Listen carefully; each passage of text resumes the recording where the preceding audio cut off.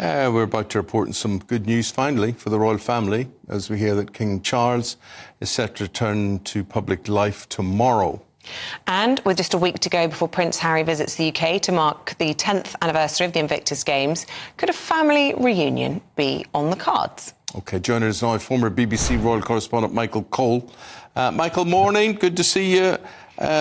Is it a priority, a family reunion, or is the Invictus Games the priority? Good morning, Eamon. Good morning, Isabel. Well, we're almost falling over the anniversaries, the royal anniversaries at the moment. A week from today is the first anniversary of the coronation. As you say, Prince Harry will be in town next week for a celebration and a service of Thanksgiving at St Paul's Cathedral for the 10th anniversary of the Invictus Games. A brilliant innovation by him, something upon which we can congratulate him, and to remember what he used to do when he was the Happy Prince and fulfilling a very vital function. And of course, today, of all days, a bright and sunny day 13 years ago, that saw the wedding of the Prince and Princess of Wales at Westminster Abbey, and we were all getting together for that. By the way, a 13th wedding anniversary, I can tell you, is called a lace wedding. So if you want to give gifts of lace or linen, tablecloths, sheets and so on, so that would be appropriate. Next year, a bit of a problem for Prince William, because a 14th wedding anniversary is an ivory wedding anniversary. And of course, the Prince is dead set against anything to do with ivory, not just stopping the trade, but he wants to get all the ivory out of the royal connections and have it destroyed. That maybe will have to wait if and when he becomes king. So as you say, Eamon, a lot going on these times. We'll see what happens when Harry comes. I wouldn't be at all surprised if he has a meeting with his father. I cannot see in any way, shape or form that there will be a meeting with his older brother. The trouble there is too deep. The hurt is too deep, and that's going to take a lot of fence mending.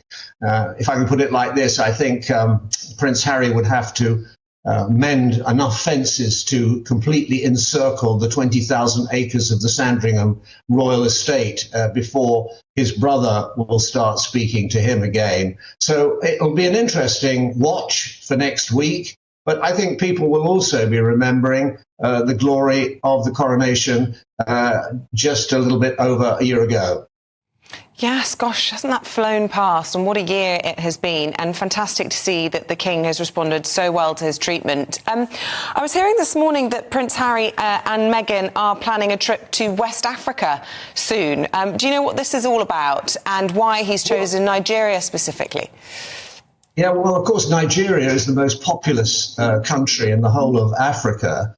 And apparently they met somebody who's high up in Kano in the Nigerian capital, and he's invited them there, and they've responded to it. It reminds you of the sort of things that he was so good at doing. He was a good communicator. He's a good public speaker, as we've witnessed. He was playing a very full part in the royal family before he went into self-imposed exile in America. So we'll see what happens. I mean, I don't think this is a putative alternative court being set up in the California Camelot on the hilltop in Montecito. But why not go out there? The Duchess of Sussex, Meghan, has made it very clear that she identifies very strongly with people from African heritage. And now she can see it in all its glory in Nigeria, which of course has very strong links with this country over many, many years. But I think we ought to have three cheers for the Waleses today, because although they've been married for 13 years, they were together for 7 years before that. So in a way, it's a 20th anniversary as well as being a 13th.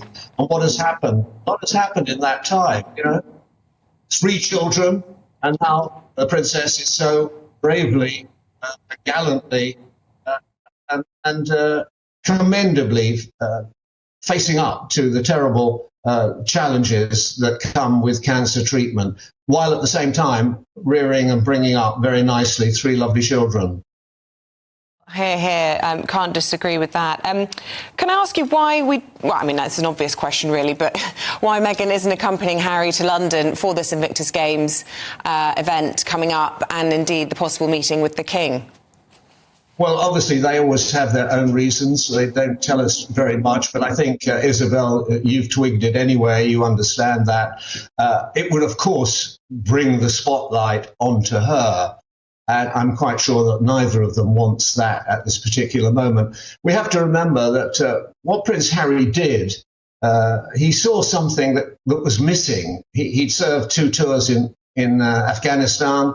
I think he came back on a transport plane with coffins containing the bodies, the mortal remains of British soldiers. And he met and knew people who'd been terribly injured. And he saw there was a need for this, and it was immediately recognized worldwide. I mean, more than a dozen, maybe 20 countries are now taking part, enlisting their disabled and injured service people in these games. And that's a brilliant initiative.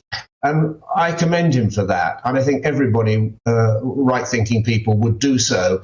So it just actually underscores what's been lost, what he has lost by severing ties with the country which he says he loves and will always love, and what we've lost in the Princess Diana's second son. And, you know, I think of her because she's much missed. And she said to those boys, she made them promise when they were quite young that they would always be there for each other, that they would always support each other.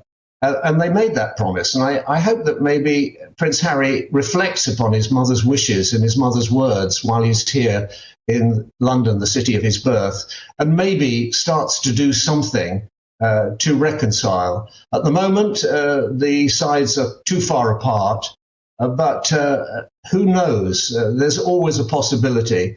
I think in this life, one of the most terrible things you can ever see is brothers fighting. And when they're brothers of the royal blood, it's somehow even worse. OK, sad thought to end on. Michael, thank you very much indeed.